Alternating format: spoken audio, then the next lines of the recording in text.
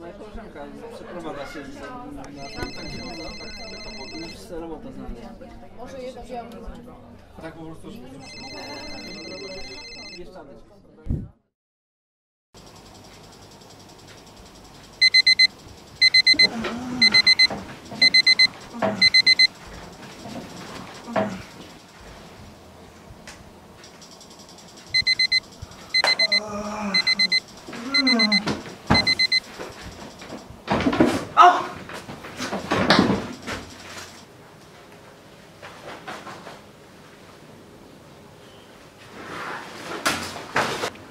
บรรยากาศตามท้องถนนในเวลานี้รถติดหลายอีหลีทานผู้ฟังสำหรับผู้ใดที่หาก็ออกจากบ้านในเวลานี้ได้เจ็บหัวอย่างแน่นอน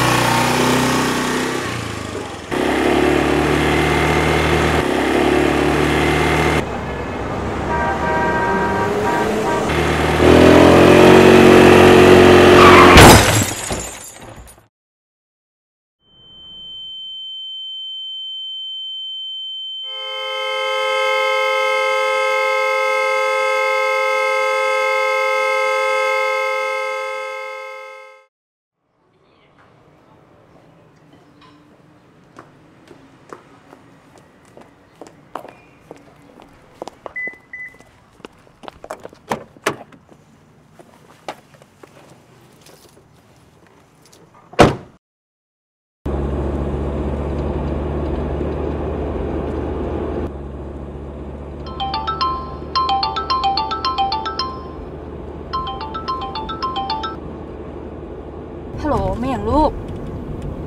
เอาเข้ามาถามพ่อฮันเด้รถแม่บ่มีนะ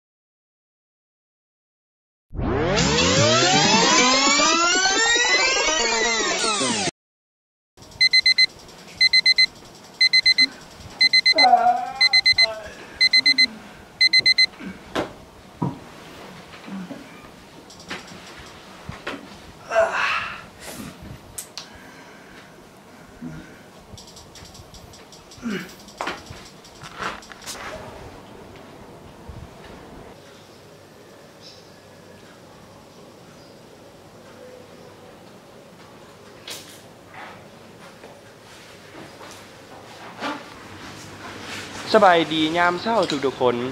มื้อนี้เรามาเริ่มรายการด้วยอากาศที่สดชื่นสดใสหวังว่าทุกคนจะขับขี่ด้วยความปลอดภัย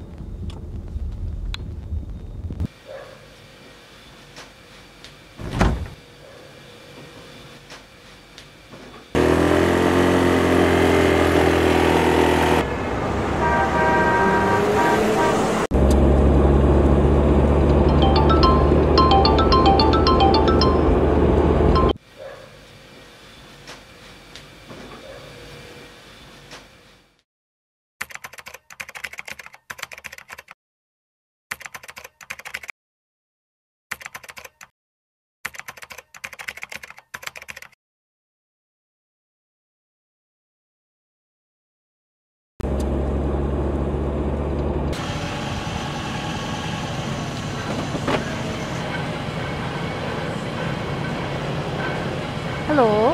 ขับรถจุดเดียวแม่ทุกขับเด้อ